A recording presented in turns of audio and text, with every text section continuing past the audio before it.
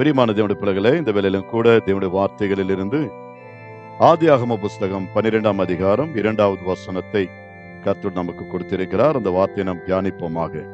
ஆதியாகமம் 12:2. தேவன் இந்த வார்த்தைகளோடு நம்மோடு பேசும்படியா நாம் ஜெபிப்போம். பரிசுத்த பிதாவே, பரலோகத்தின் தேவனே, இப்பொழுதும் கூட இந்த வார்த்தைகளுக்காக ஆவலோடு காத்து கொண்டிருக்கிற பிள்ளைகளோடு இது பேசும். இந்த இணையதளத்தின் வாயிலாக தேவாவியானவர் ஒவ்வொருவரோடு இடைப்படுவீராக. கர்த்தர் பேசும், நாங்கள் கேட்கிறோம். இயேசுவின் நாமத்தில் பிதாவே.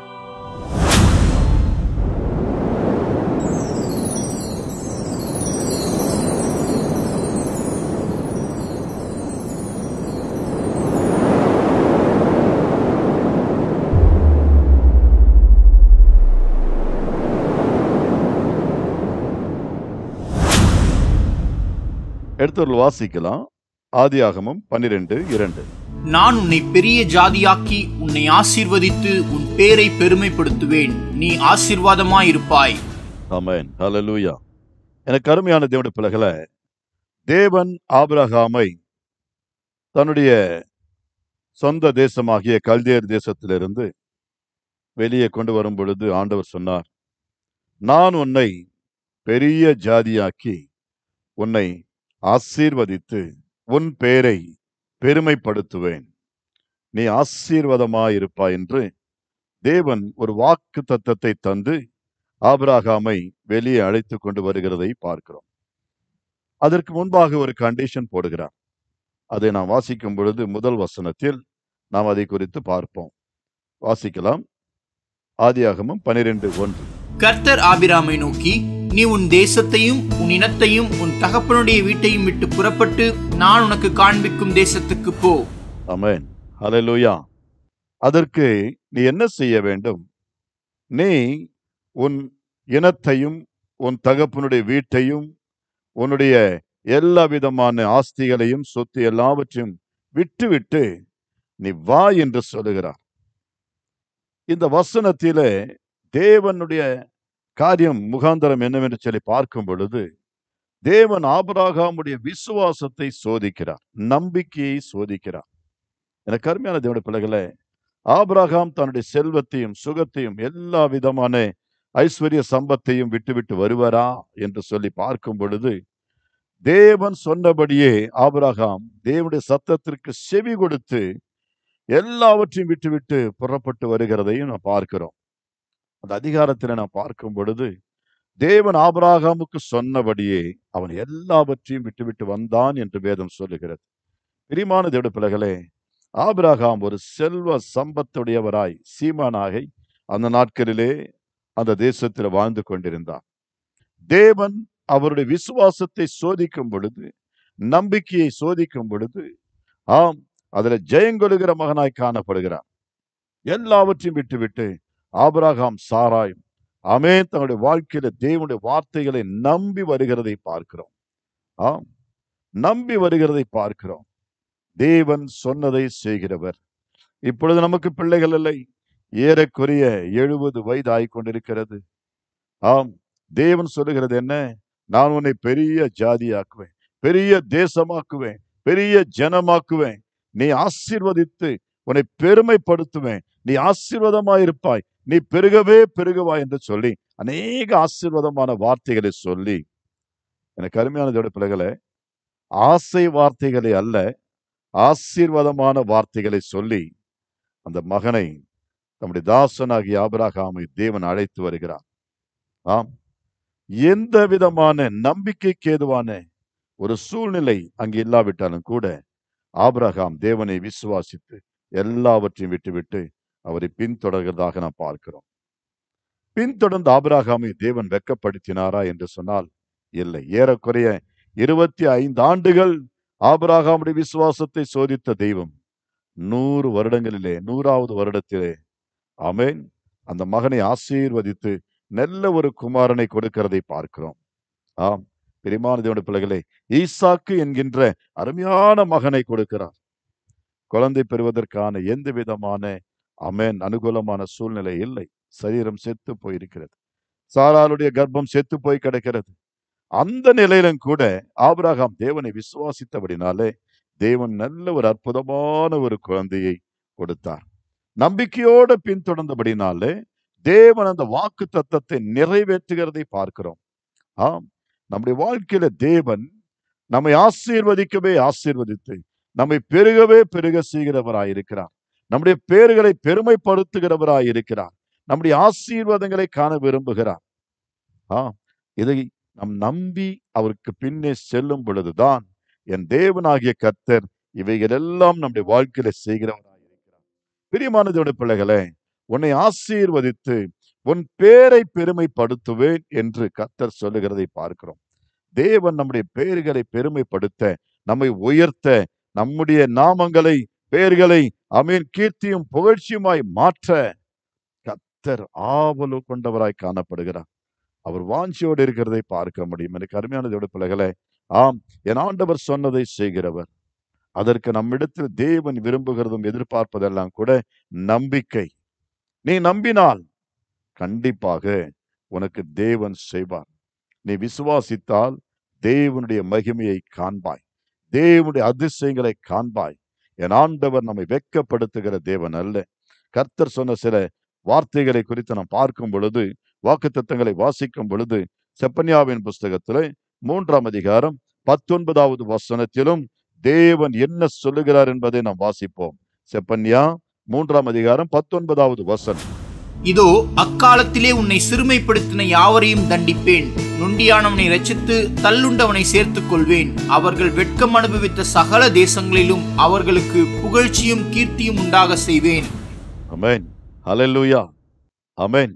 எனக்கு அருமையான தேவனுடைய பிள்ளைகளே, இதோ அக்காலத்திலே ஒரு நாள் வரும், உன்னை சிறுமைப்படுத்தின யாவரையும் தண்டிப்பேன். ஆண்டவர் சொல்றார். இந்த செய்தியை கேட்கிற எனக்கு அருமையான தேவனுடைய பிள்ளைகளே, நம்மை சிறுமைப்படுத்திய, நம்மை ஒடுக்கின, நம்மை தாழ்த்திய, நாம் உயரக்கூடாதபடிக்கு, நம்முடைய பேர் பெருமையாக கூடாதபடிக்கு, நம்முடைய புகழ் பிரஸ்தாபங்கள் வெளியே வரக்கூடாதபடிக்கு, நம்ம எல்லாவற்றிலும் அடக்க நினைத்தவர்கள் மத்தியிலே ஆண்டவர் சொல்றாரு, நான் அவர்களை தண்டிப்பேன்.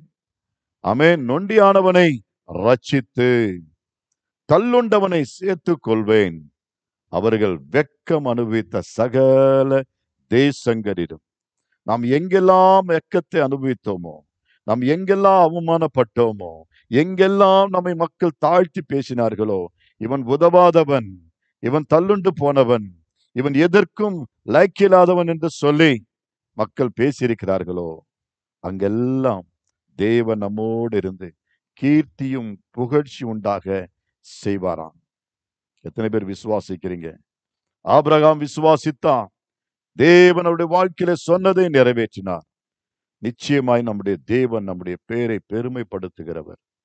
ஆம், நமக்கு கீர்த்தியும் புகழ்ச்சியும் உண்டாக செய்வேன் என்று சொல்லுகிற தேவன், நாம் வெட்கம் அனுபவித்த, அவமானங்களை சந்தித்த, நிந்தைகளை ஏமாற்றங்களையும் அடைந்த இடங்களிலே, நம்முடைய சொந்தங்கள் மத்தியிலே, நம்முடைய உறவினர்கள் மத்தியிலே, நம்முடைய ஜனங்கள் மத்தியிலே, தேசத்திலே தேவன் நம்மை கீர்த்தியும் புகழ்ச்சியும் உண்டாக செய்வாராம். என் தேவன் நம்மை உயர்த்துகிற தேவன் என்பதை அறிந்து கொள்வோமாக. 20வது வசனத்திலும் நாம் வாசிக்கும் பொழுது, செப்பனியா 3:20, அடுத்த வசனத்திலையும் வாசிப்போம். அக்காலத்திலே உங்களை கூட்டிக் கொண்டு வருவேன், அக்காலத்திலே உங்களை சேர்த்துக் கொள்வேன். உங்கள் கண் காண நான் உங்கள் சிறையிருப்பை திருப்பும் போது பூமியில் உள்ள சகல ஜனங்களுக்குள்ளும் நான் உங்களை கீர்த்தியும் புகழ்ச்சியுமாக வைப்பேன் என்று கர்த்தர் சொல்லுகிறார். ஆமென். பிரியமான பிள்ளைகளே, அடுத்து நாம் வாசிக்கும் பொழுது, வெட்கம் அனுபவித்த தேசத்திலே, சிறுமைப்பட்ட தேசத்திலே தேவன் நம்மை உயர்த்துகிறவராய், நம்முடைய கொம்பை உயர்த்துகிறவராய், நம்முடைய தலைகளை நிமிர செய்கிறவராய் அவர் வாக்குத்தத்தம் பண்ணுகிறதை பார்க்கிறோம். அடுத்தபடியாய், இதோ உங்களை கூட்டிக் கொண்டு வருவேன், அக்காலத்தில் உங்களை சேர்த்துக் கொள்வேன். உங்கள் கண் காண நான் உங்களை சிறையிருப்பை திருப்பும் பொழுது, உன்னுடைய சிறையிருப்பை கர்த்தர் திருப்பும் பொழுது பூமியில் உள்ள சகல ஜனங்களுக்குள்ளும் நான் உங்களை கீர்த்தியும் புகழ்ச்சியுமாக வைப்பேன் என்று கர்த்தர் சொல்லுகிறார். நம்முடைய சிறையிருப்பு திருப்பும் பொழுது, நம்முடைய எல்லா விதமான சிறையிருப்பான நெருக்கங்களையும் உபத்திரவங்களையும் பாடுகளையும் நாம் அனுபவிக்கின்ற எல்லா விதமான கஷ்டங்களையும் துன்பங்களையும் தேவன் திருப்பும் பொழுது, மாற்றும் பொழுது, தேவன் நமக்கு ஒரு கீர்த்தி புகழ்ச்சி உண்டாகும்படி செய்வார். ஆம், இவர்கள் சிறுமைப்பட்டு நொறுக்கப்பட்டு மிகவும் அவலமான ஒரு நிலையில இருக்கிறார்கள் என்று ஜனங்கள் பேசிக்கொண்டிருக்கிற வேளையிலே அந்த இடத்தில் தானே கர்த்தர் நம்மை உயர்ந்திருக்க செய்வார். உடைய பெயர்களை பெருமை அடையும்படியாய் செய்வார். எனக்கு அருமையான தேவ ஜனமே, இதை செய்கிறவரும் சொல்லுகிறவரும் கர்த்தரே. கர்த்தர் சொல்ல ஆகும், அவர் கட்டளையில் நிற்கும் என்பதை விசுவாசிப்போமாக, நம்புவோமாக. இந்த நாளிலே தேவனாகிய கர்த்தர் செய்த சில காரியங்களை உங்களுக்கு முன்பாக நான் வைத்து முடிக்க விரும்புகிறேன். தேவ பிள்ளைகளை எடுத்தவர்கள் வாசிக்கலாம். உபாகம புஸ்தகத்தில் 26ஆம் அதிகாரம் 19வது வசனத்தில் தேவனாகிய கர்த்தர் சொல்லுகிற வார்த்தைகளை நாம் தியானிப்போம். உபாகமம் 26:19வது வசனம். நான் உண்டு பண்ணின எல்லா ஜாதிகளை பார்க்கிலும் புகழ்ச்சியிலும் கீர்த்தியிலும் மகிமையிலும் உன்னை சிறந்திருக்கும்படி செய்வேன் என்றும், நான் சொன்னபடியே நீ உன் தேவனாகிய கர்த்தரான எனக்கு பரிசுத்த ஜனமாயிருப்பாய் என்றும் அவர் இன்று உனக்கு சொல்லுகிறார் என்றான். ஆமென். நன்றாய் கவனிங்க. கர்த்தர் என்ன சொல்லுகிறார்? நான் உண்டு பண்ணின எல்லா ஜனங்களை பார்க்கிறோம், எல்லா ஜாதிகளை பார்க்கிறோம். நான் உண்டு பண்ணின பூமியில மனிதர்கள் அத்தனை பேரும் தேவனால் உண்டாக்கப்பட்டவர்கள், இறைவனால் உண்டாக்கப்பட்டவர்கள். ஆம் பிரியமான பிள்ளைகளே, ஆண்டவர் சொல்றார், இந்த பூமியிலே நான் உண்டு பண்ணின எல்லா ஜாதிகளை பார்க்கிறோம் புகழ்ச்சியிலும் கீர்த்தியிலும் மகிமையாக, ஆமென், உன்னை மாற்றுவேன், உன்னை சிறந்திருக்கும்படி செய்வேன் என்று சொல்லுகிறார். ஆமென், ஹல்லேலூயா. உன்னை சிறந்திருக்கும்படி செய்வேன் என்று கர்த்தர் சொல்லுகிறதை இந்த வசனத்திலே பார்க்கிறோம். ஆம், எல்லாவற்றிலும் சிறந்திருக்கும்படி நம்முடைய ஆண்டவர் நாம் எப்பொழுதும் உயர்ந்த நிலையில இருக்க வேண்டும் என்பதுதான் அவர் வாஞ்சிக்கிறவராய் இருக்கிறார். வேதம் முழுவதுமாய் நாம் தியானிக்கும் பொழுது நம்ம எப்பொழுதும் மேன்மையாய் பார்க்கிற தேவன். நீ வாளாகாமல் தலையாக்குவாய், ஆமென், நீ கீழாகால் மேலாகுவாய் என்று சொல்லி கர்த்தர் சொல்கிறார். நீ கீழாக மாட்டேன், நீ மேலாய்வாய். கர்த்தர் நம்மை மேலே உயர்ந்த நிலையில, உயர்ந்த அடைக்கலத்துல, மேலான ஒரு நிலையில வைத்து பார்க்கிற தேவன். ஆம், நம்முடைய ஜனத்தை ஒருபோதும் கீழாய் தாழ்வாய் நினைக்கிற தேவன் அல்ல. நம்முடைய பிள்ளைகளை பெருமைப்படுத்துகிற தேவன், நம்முடைய பிள்ளைகளுடைய வாழ்க்கையின் தரத்தை உயர்த்துகிற தேவன்.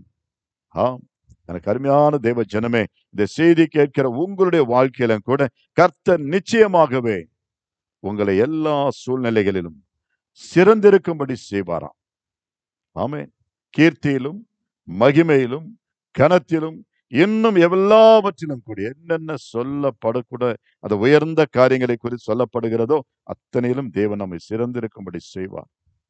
ஆண்டவர் சொன்னபடியே செய்வார், அவர் சொன்னதை செய்வார். ஆனால் தேவன் நம்முடைய வாழ்க்கையில நாம் உயர்ந்திருக்கவும் சிறந்திருக்கவும் நம்முடைய பெயர்களை பெருமைப்படுத்தவும் செய்யணும்னா நாம் என்ன செய்ய வேண்டும் என்பதை நாம் வேதத்தில் வாசிக்கும் பொழுது யோசுவாவுடைய வாழ்க்கையில் நடந்த சம்பவத்தை வாசிப்போம். யோசுவா 1ஆம் அதிகாரம் 5வது வசனமும் 8வது வசனமும் 9வது வசனங்களை நாம் தியானிக்கும் பொழுது, கர்த்தர் மோசேக்கு அடுத்து யோசுவா என்கின்ற சகோதரனை படை தளபதியாக அல்லது தம்முடைய ஜனத்தை வழிநடத்தக்கூடிய மகனாய் காணப்பட்டார். வாசிப்போம். யோசுவா 1ஆம் அதிகாரம் 5வது வசனத்தில், நீ உயிரோடு இருக்கும் நாளெல்லாம் ஒருவனும் உனக்கு முன்பாக எதிர்த்து நிற்பதில்லை. நான் மோசையோடு இருந்தது போல உன்னோடும் இருப்பேன். நான் உன்னை விட்டு விலகுவதும் இல்லை, உன்னை கைவிடுவதும் இல்லை. ஆமென், ஹல்லேலூயா. நான் உன்னை விட்டு விலகுவதும் இல்லை, உன்னை கைவிடுவதும் இல்லை. நான் மோசையோடு இருந்தது போல உன்னோடு கூட இருப்பேன் என்று சொல்லுகிறார் கர்த்தர். தேவன் மோசையோடு கூட இருந்தது போல இந்த யோசுவாவோடு இருக்கிறார் என்பதை தேவன் சொல்லி அது உறுதிப்படுத்தி நிரூபித்துக் கொண்டு வழிநடத்துகிறதை பார்க்கிறோம். 8ஆம் வசனமும் 9வது வசனத்திலும் வாசிக்கும் பொழுது எடுத்து வாசிக்கலாம். 8ஆம் வசனமும் 9வது வசனம். இந்த நியாயப்பிரமாண புஸ்தகம் உன் வாயை விட்டு பிரியாதிருப்பதாக. இதில் எழுதியிருக்கிறவர்களின்படியெல்லாம் நீ செய்ய கவனமாயிருக்கும்படி இரவும் பகலும் அதை தியானித்துக் கொண்டிருப்பாயாக. அப்பொழுது நீ உன் வழியை வாய்க்க பண்ணுவாய், அப்பொழுது புத்திமானாயும் நடந்து கொள்வாய். நான் உனக்கு கட்டளையிடவில்லையா? பலங்கொண்டு திடமனதாயிரு, திகையாதே, கலங்காதே. நீ போகும் இடமெல்லாம் உன் தேவனாகிய கர்த்தர் உன்னோடே இருக்கிறார் என்றார். ஆமென். பிரியமான தேவனுடைய பிள்ளைகளே, கர்த்தர் கர்த்தர் யோசுவாவை திடப்படுத்திக் கொண்டு, தைரியப்படுத்திக் கொண்டு, உற்சாகப்படுத்திக் கொண்டு, வழிநடத்தி கொண்டு போகிறதை பார்க்கிறோம். நீ திடமனதாயிரு, தைரியமாயிரு. கர்த்தர் சொல்லுகிறார், இந்த நியாய பிரமாணத்தின் புஸ்தகத்தில் ஆமேன் எழுதப்பட்டிருக்கிற எல்லாவற்றையும் உன் வாயை விட்டு விலகாமல் காத்துக்கொள், உன் வாயை விட்டு பிரியாமல் காத்துக்கொள். ஆமேன். அவைகளை எப்பொழுதும் அசை போட்டுக் கொண்டே இருப்பாயாக, தியானித்துக் கொண்டே இருப்பாயாக, அவைகளில் எழுதியிருக்கிறபடியெல்லாம் செய்ய கவனமாயிருப்பாயாக என்று சொல்லி கர்த்தர் யோசுவாவோடு பேசிக்கொண்டே இருக்கிறதை பார்க்கிறோம். கர்த்தர் யோசுவாவை உயர்த்த வேண்டும் என்று விரும்புகிறார். கர்த்தர் யோசுவாவோடு கூட இருந்து யோசுவாவுடைய பெயரை பெருமைப்படுத்த வேண்டும் என்று விரும்புகிறார். அதற்கு ஆண்டவர் கொடுக்கிற ஆலோசனை, நான் உனக்கு கொடுக்கிற நியாய பிரமாண புஸ்தகத்தில் எழுதி கொடுத்தவைகளை நீ அசை போடுவாயாக, அவைகளை தியானிப்பாயாக, அவைகளை தொடர்ந்து வாசிப்பாயாக, அவைகள் மேல் பிரியமாயிருப்பாயாக. அப்பொழுது ஆமென், நீ புத்திமானாய் நடந்து கொள்வாய், உன் வழி உனக்கு எல்லாம் வாய்க்க பண்ணுவார் கர்த்தர். நீ செய்வதெல்லாம் வாய்க்கும். தாவீது இதைத்தான் சொல்லுகிறார் 1ஆம் அதிகாரம் 1ஆம் வசனத்தில, சங்கீதங்களின் புஸ்தகத்துல, துன்மார்கனுடைய ஆலோசனைப்படி நடவாமல், பாவிகளுடைய வழியிலே நில்லாமல், பரியாசக்காரர் உட்காரும் இடத்தில் உட்காராமலும், கர்த்தருடைய வேதத்தில் நீ பிரியமாயிருந்து இரவும் பகலும் தியானமாயிருந்தால், ஆமென், ஆண்டவர் சொல்கிறார், இதோ நீ எல்லா மனுஷனை பார்க்கலும் பாக்கியவானாயிருப்பாய். ஆமென். வேதத்தில் தியானமாயிருக்கிற மனுஷன் பாக்கியவான். ஆம், நீ பாக்கியம் பெற்றவனாய் காணப்படுவாய். அது மட்டுமல்ல, அது உன்னை நல்ல விசேஷித்த ஆசீர்வாதங்களுக்கு கொண்டு செல்லும். அவன் நீர்க்கால்களின் ஓரமாய் நடப்பட்டவனை போல தன் காலத்தில் தன் கனியை தந்து இலையுதிராதிருக்கிற மரத்தை போல இருந்து அவன் செய்வதெல்லாம் கர்த்தரால் ஆசீர்வதிக்கப்பட்டதாய் வாய்க்கும்படி கர்த்தர் செய்வாராம். ஆண்டவர் சொல்றார், நீ செய்வதெல்லாம் வாய்க்கும், உன் பேர் பெருமையாக மாறும், நீ செழிப்பாயிருப்பாய், ஆசீர்வாதமாயிருப்பாய். எப்பொழுது? இந்த வேத புத்தகத்தை தியானிக்கும் பொழுது, பரிசுத்த வேதாகமத்தில் உள்ளவைகளை செய்ய நீ கவனமாயிருக்கும் பொழுது. ஆம், இந்த வாழ்க்கையில தேவனுடைய வார்த்தைகளை கவனமாய் தியானிக்கும் பொழுது, அவைகளை கற்றுக்கொள்ளும் பொழுது, அவைகளின்படி நடக்கும் பொழுது, நம்முடைய தேவன் நம்மை ஒருபோதும் வெட்கப்படுத்த மாட்டார். பிரியமான தேவனுடைய பிள்ளைகளை, யோசுவாவுக்கு சொன்னதை கர்த்தர் செய்கிறார். நீங்கள் யோசுவா 6ஆம் அதிகாரம் 27வது வசனத்தில் நாம் பார்ப்போமே, ஆனால் தேவன் எப்படி யோசுவாவை ஆசீர்வதிக்கிறார் என்பதை பார்ப்போம். வாசிப்போம். யோசுவா 6ஆம் அதிகாரம் 27வது வசனம். இவ்விதமாய் கர்த்தர் யோசுவாவோடே கூட இருந்தார், அவன் கீர்த்தி தேசமெங்கும் பரம்பிற்று. ஆமென். தேவன் யோசுவாவோடு இருந்தார். யோசுவா தேவனுடைய கற்பனைகளின்படி நடந்தார். கர்த்தர் கொடுத்த வார்த்தைகளை தொடர்ந்து தியானித்துக் கொண்டு, அவைகளின்படி நடந்து கொண்டு, கீழ்ப்படிந்து கொண்டு, இடதுபுறமும் வலதுபுறமும் தேவனுக்கு விரோதமாய் செயல்படாமல் போகாமல், தேவன் சொன்ன வழிகளிலேயே கடந்து போனபடினாலே தேவனாகிய கர்த்தர் யோசுவாவோடு இருந்தார். அது மட்டுமல்ல, கர்த்தர் சொல்லி வார்த்தை சொல்லுகிறது, கர்த்தர் யோசுவாவோடு கூட இருந்தது நிமித்தமாக அவருடைய கீர்த்தி ஆமென் தேசம் எங்கும் பரம்பிற்றான். அவருடைய புகழ், அவருடைய ஃபேம், அவருடைய பெயர் நாடு முழுவதும் பரம்பிற்று. இது தேவனால் வந்தது. இந்த கீர்த்தி, இந்த புகழ் கர்த்தரால் வந்தது. ஆம், பிரியமானதோட பிள்ளைகளே, இன்றைக்கும் நம்முடைய தேவன் நம்முடைய கீர்த்தி பரம்ப, நம்முடைய புகழ் பரம்ப, நம்முடைய பெயர் பரம்ப ஆமென் அவர் செய்ய வல்லவராய் இருக்கிறார். அதற்கு நாம் செய்ய வேண்டியது இரண்டாவது, ஆமென், தேவனுடைய வார்த்தைகளை தியானிக்கிறவர்களாய் இருக்க வேண்டும். முதலாவது, தேவனுடைய சத்தத்திற்கு செவி கொடுக்கிறவர்களாய், ஒபே பண்ணுகிறவர்களாய், கீழ்ப்படுகிறவர்களாய் இருக்க வேண்டும். இரண்டாவது, அவருடைய வார்த்தைகளை தியானிக்கிறவர்களாய் இருக்க வேண்டும். மூன்றாவது வாசிக்கும் பொழுது ஆமென், வெளிப்படுத்தின விசேஷம் 3ஆம் அதிகாரம் 5வது வசனத்திலே பார்ப்போம். வெளிப்படுத்தின விசேஷம் 3ஆம் அதிகாரம் 5வது வசனம். ஜெயம் கொள்ளுகிறவன் எவனோ அவனுக்கு வெண்வஸ்திரம் தரிப்பிக்கப்படும், ஜீவ புஸ்தகத்திலிருந்து அவனுடைய நாமத்தை நான் கிறுக்கி போடாமல் என் பிதா முன்பாகவும் அவருடைய தூதர் முன்பாகவும் அவன் நாமத்தை அறிக்கையிடுவேன். ஆமென், ஆமென். பிரியமானதோடு பிள்ளைகளே, ஜெயங்கொள்ளுகிறவன் எவனோ அவனுக்கு வெண்வஸ்திரம் தரிப்பிக்கப்படும், ஜீவ புஸ்தகத்திலிருந்து அவனுடைய பெயர்களை, நாமங்களை நான் கிறுக்கி போடாமலும் என் பிதாவுக்கு முன்பாகவும் அவருடைய தூதர்களுக்கு முன்பாகவும் அவனுடைய நாமத்தை நான் அறிக்கையிடுவேன் என்று சொல்லுகிறார். அவருடைய நாமத்தை நான் பிரஸ்தாபப்படுத்துவேன். அந்த நாமத்தை குறித்து நான் கீர்த்தியாக பிரபலமாகும்படி செய்வேன். இந்த பரலோகமே மகிழ்ச்சிப்படும்படியாய், மகிழ்ச்சி அடையும்படியாய், ஆமேன், அந்த மகனை நான் உயர்த்துவேன் என்று சொல்லுகிறார். எவர்கள் எல்லாம் ஜெயங்கொள்ளுகிறார்களோ, இந்த பூமியில வாழும் நாட்களிலே ஜெயங்கொள்ளுவது என்று சொன்னால் என்னது? இந்த உலகத்திலே எல்லா விதமான சாப காரியங்களிலும், பாவ காரியங்களிலும், அநீதியான செயல்களிலும் செய்யாதபடிக்கு, ஆமேன், அவைகளை விட்டு விலகி தேவனுக்கென்று பரிசுத்தமாய் தூய்மையாய் வாழ்ந்து நீதியின் பாதையிலே நடந்து கொண்டு துன்மார்க்கத்திற்கு ஏதுவான காரியங்களை செய்யாமல், பாவிகளுடைய வழிகளில் நில்லாமல், பரியாசக்காரர்கள் செய்கிற காரியங்களை செய்யாமல், ஆமென், நாம் தேவனுக்கு பிரியமானவைகளாய் செய்து இந்த உலகத்தையும் உலகத்தில் உள்ளவைகளையும் நாம் ஜெயிக்கும் பொழுது, உலகத்தில் உள்ள சகல பாவ இச்சைகளையும் பாவ காரியங்களையும் தேவனுக்கு விரோதமான காரியங்களிலே, ஆமென், அவைகளிலிருந்து நாம் ஜெயம் பெறும் பொழுது, ஜெயம் கொள்ளும் பொழுது, கர்த்தர் சொல்லுகிறார், நான் பிதாவுக்கு முன்பாக, அவருடைய தூதருக்கு முன்பாக அவருடைய நாமத்தை, பெயரை நான் பிரஸ்தாபப்படுத்துவேன், பெருமைப்படுத்துவேன், அறிக்கையிடுவேன் என்று சொல்லுகிறார். நிச்சயமாய் கர்த்தர் எவ்வளோ பெரிய காரியம் பாருங்க.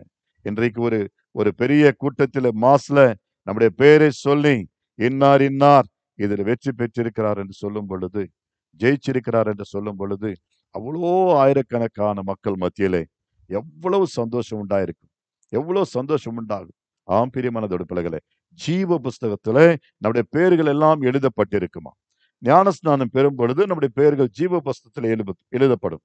அந்த ஜீவ புஸ்தகத்திலிருந்து பேர் கிறுக்கு போடலன்னா அதுக்கு என்ன காரணமா இருக்கும்? தேவனுக்கு விரோதமான காரியங்களை நாம் செய்யும் பொழுது தேவன் நம்முடைய பெயரை அந்த ஜீவ புஸ்தகத்திலிருந்து கிறுக்கி போடுவாராம். அப்படிப்பட்ட ஒரு ஆமென் வேதனையான ஒரு சூழ்நிலைகள் நம்முடைய வாழ்க்கையில நேரிடாதபடிக்கு, நிகழாதபடிக்கு, ஆமென், நாம் எச்சரிக்கையா இருப்போம். தேவனுடைய வார்த்தைகளுக்கு செவி கொடுப்போம். உலகத்தையும் உலகத்தில் உள்ளவைகளையும் ஜெயித்து தேவனுடைய ராஜ்யத்திற்குரிய பிள்ளைகளாய் நாம் காணப்படுவோமாக. கடைசியாக நாம் வாசிக்கும் பொழுது மத்தேயு எழுதிய சுவிசேஷம் 18ஆம் அதிகாரம் 4வது வசனத்தில் நாம் பார்க்கிறோம். 18:4 மத்தேயு சுவிசேஷம். ஆகையால் இந்த பிள்ளையை போல தன்னை தாழ்த்துகிறவன் எவனோ அவனே பரலோக ராஜ்யத்தில் பெரியவனாய் இருப்பான். ஆமென், அல்லேலூயா. ஒரு பிள்ளையை போல, சிறு பிள்ளையை போல ஆண்டவர் ஒரு முறை நம்முடைய சீசர்களுக்கு முன்பாக ஒரு சிறு குழந்தையை அழைத்து ஒரு பாடத்தை சொல்லுகிறார். அதுதான் இந்த வார்த்தை. இந்த சிறு பிள்ளையை போல ஒருவன் தன்னை தாழ்த்துகிறவன் எவனோ அவனே பரலோகத்தில் பெரியவனாயிருப்பான். பிரியமான தேவனுடைய பிள்ளைகளே, லூக்கா 14:11 வாசிக்கும் பொழுது, லூக்கா எழுதிய சுவிசேஷம் 14ஆம் அதிகாரம் 11வது வசனத்தை வாசிப்போம். தன்னைத்தான் உயர்த்துகிறவன் எவனும் தாழ்த்தப்படுவான், தன்னைத்தான் தாழ்த்துகிறவன் உயர்த்தப்படுவான் என்றார். ஆமென், அல்லேலூயா. ஒருவன் தன்னை தாழ்த்தினால் தேவன் அவனை உயர்த்துகிறார். தன்னுடைய பேர் பிரஸ்தாபத்திற்காக பாடுபடுகிறவன் ஒரு நாள் அவன் விழுந்து போவான். தன்னைத்தானே உயர்த்துகிறவன் தாழ்த்தப்படுவான். நமக்கு நாமே நம்முடைய பெயர்களையும் நம்முடைய காரியங்களை குறித்து பெருமை பேசவே கூடாது. உலகம் பேசணும், தேவன் பேசணும். ஆம், நமக்கு நாமே நம்மை உயர்த்தி கொண்டு நம்முடைய பெயரை பெருமைப்படுத்தி கொண்டால் ஒரு நாள் அது அவமானத்திலும் மிக கேவலமான ஒரு நிலைக்கு தள்ளிட்டு கொண்டு போகும். எனவே நமக்கு நாமே பெருமை பேச வேண்டிய அவசியம் இல்லை. நம்மை தாழ்த்தினால் போதும். நான் ஒன்றுமில்லை, நான் எளிமையமானவன், நான் சிறுமையமானவன், நான் ஒன்றுமில்லாதவன், இதெல்லாம் கூட தேவன் அருளிய ஞானம், அறிவு, இவைகளாலே நான் இவைகளை செய்தேன் என்று நம்முடைய பேர் பிரஸ்தாபத்தை நாமவே அது பறைசாற்றாமல் கடவுளை நம் முன்வைத்து கடவுளுக்கு அந்த மகிமையை செலுத்தும் பொழுது கர்த்தர் நிச்சயமாகவே நம்முடைய வாழ்க்கையில நம்மை உயர்த்தி மகிழ்வார். ஆம் தேவ ஜனமே, இதற்கு நிகரான ஒரு சம்பவத்தை வேதத்துல நாம் வாசித்து முடிப்போம். தானியேலின் புஸ்தகத்தின் 4ஆம் அதிகாரம் 29வது வசனத்திலிருந்து வாசிக்கும் பொழுது, தானியேல் 4ஆம் அதிகாரம் 29 முதல் 34 முடிய ஒரு சம்பவத்தை வாசித்து முடிப்போம். 12 மாதம் சென்ற பின்பு ராஜா பாபிலோன் ராஜ்யத்தின் அரண்மனை மேல் உலாவிக் கொண்டிருக்கும் போது, இது என் வல்லமையின் பராக்கிரமத்தினாலும் என் மகிமை பிரஸ்தாபத்துக்கென்று ராஜ்யத்துக்கு அரண்மனையாக நான் கட்டின மகா பாபிலோன் அல்லவா என்று சொன்னான்.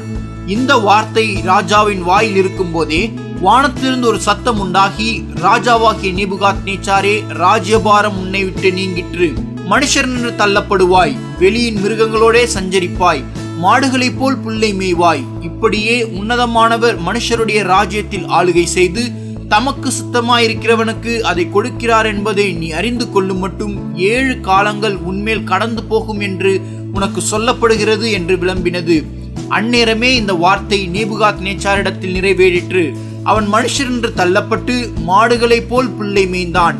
அவனுடைய தலைமயிர் கழுகுகளுடைய இறகுகளைப் போலவும் அவனுடைய நகங்கள் பட்சிகளுடைய நகங்களைப் போலவும் வளரும் மட்டும் அவன் சரீரம் ஆகாயத்து பனியிலே நனைந்தது. அந்த நாட்கள் சென்ற பின்பு நேபுகாத் நேச்சாராகிய நான் என் கண்களை வானத்துக்கு ஏறெடுத்தேன். என் புத்தி எனக்கு திரும்பி வந்தது. அப்பொழுது நான் உன்னதமானவரை ஸ்தோத்தரித்து என்றென்றைக்கும் ஜீவித்திருக்கிறவரை புகழ்ந்து மகிமைப்படுத்தினேன். அவருடைய கர்த்தத்துவமே நித்திய கர்த்தத்துவம், அவருடைய ராஜ்யமே தலைமுறை தலைமுறையாக நிற்கும். ஆமென். ஹல்லேலூயா. அருமையான ஒரு சம்பவம். அநேக ஆண்டுகளுக்கு முன்பாக இந்த பூமியில வல்லரசனாக காணப்பட்ட மிகவும் பிரஸ்தாபத்திற்குரிய ஒரு ராஜா இருந்தார். அவருடைய பெயர் நேபுகாத்நேசர். எனக்கு அருமையான தேவனுடைய பிள்ளைகளே, அவர் ஒரு பாபிலோன் தேசத்திலே அவர் ஆட்சி செய்கின்ற அந்த தேசத்தை புனரமைத்து அந்த தேசத்தை அநேக விதத்திலே ஒரு டாப் மோஸ்ட் சிட்டியாக, ஸ்மார்ட் சிட்டியாக, பேருக்குரிய சிட்டியாக, பட்டணமாக அந்த நகரத்தையே மாற்றி அமைத்து அவர் அநேக தொங்கும் தோட்டங்களையும் பலவிதமான அற்புத காரியங்கள் அந்த தேசத்திலே செய்து பெரிய பெரிய கட்டடங்களை எல்லாம் கட்டி எல்லாவற்றையும் அழகாக அவர் அமைத்து அந்த நகரத்தை அமைத்து அவர் என்ன செய்கிறார்? அவருடைய அரண்மனைக்கு மேல் சென்று இப்படியாய் பேசுகிறார். 12 மாதம் சென்ற பிறகு ராஜா பாபிலோன் நகரத்தின் அந்த அரண்மனை மேல் உலாவிக் கொண்டிருக்கும் பொழுது அவர் சொன்ன வார்த்தை என்ன? இது என் வல்லமையின் பராக்கிரமத்தினாலே, it is my power, it is my power, என்னுடைய திறமைகளினாலே என்னுடைய வல்லமையினாலே நான் கட்டின பாபிலோன் நகரம். ஆஹா, எப்படி இருக்கிறது பார் என்று தன்னைத்தானே புகழ்ந்து கொண்டிருக்கிறார். என்னுடைய மகிமையின் பிரஸ்தாபத்திற்கு என்று பாருங்க, தன்னுடைய மகிமைக்காக தேவனை அந்த இடத்துல புகழவே இல்லை. ஆமேன். இந்த ராஜ்யத்தை நான் கட்டினேன், இந்த கட்டினேன், இந்த தேசத்தை உருவாக்கினேன், இந்த சாலைகளை அமைத்தேன், இந்த கோவில்களை கட்டினேன், ஆமேன், இப்படிப்பட்டதான எல்லாவற்றையும் நான் செய்தேன் எனக்காக என்னுடைய பேர் பிரஸ்தாபத்திற்கு என்று சொல்லுகிறார். அவர் இப்படி சொல்லிக் கொண்டிருந்த நேரத்தில் வேதம் சொல்லுகிறது, இந்த வார்த்தைகள் அந்த ராஜாவுடைய வாயில இருந்த பொழுதே, ஆமேன், வானத்திலிருந்து ஒரு சத்தம் உண்டாயிற்று. வானத்திலிருந்து ஒரு சத்தம். வானத்தில் யார் பேசியிருப்பாங்க? ஆமென், அண்ட சராசரங்களை படைத்த சர்வ வல்லமையுள்ள தேவனாகிய கர்த்தர். அவர் என்ன சொல்லுகிறார்? இதோ ராஜாவாகிய நேபுகாத்நேசரே, ராஜ்யம் உன்னை விட்டு நீங்கிற்று, உன் ஆட்சி காலம் முடிஞ்சு போச்சு என்று சொல்லுகிறார். மனுஷரின் நின்று நீ தள்ளப்பட்டாய், வெளியின் ஆமென் மிருகங்களோடு கூட சஞ்சரிப்பா என்று சொல்லி அந்த தேவன் அவரை சபித்துக் கொண்டிருக்கிறதை பார்க்கிறோம்.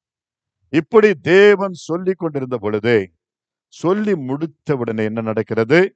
இதோ அந்நேரமே இந்த வார்த்தை நேபுகாத்நேசருக்கு நிறைவேறிற்று என்று சொல்லப்பட்டிருக்கிறது. அவன் மனுஷன் என்று தள்ளப்பட்டு மாடுகளைப் போல புல்லு மேய்த்து அவனுடைய தலைமயிரெல்லாம் கழுகுகளுடைய இறகுகளைப் போலவும் அவனுடைய நகங்கள் எல்லாம் பட்சிகளுடைய நகங்களைப் போலவும் வளரும் மட்டும் அவன் சரீரம் ஆகாயத்து பனியிலே நனைந்தது. ஆமென். அந்த நாட்கள் முடிந்த பின்புதான், சென்ற பின்புதான் அவனுக்கு புத்தி தெளிந்தது. தேவனுடைய வார்த்தை வந்த பிறகு அவன் கேட்டான்.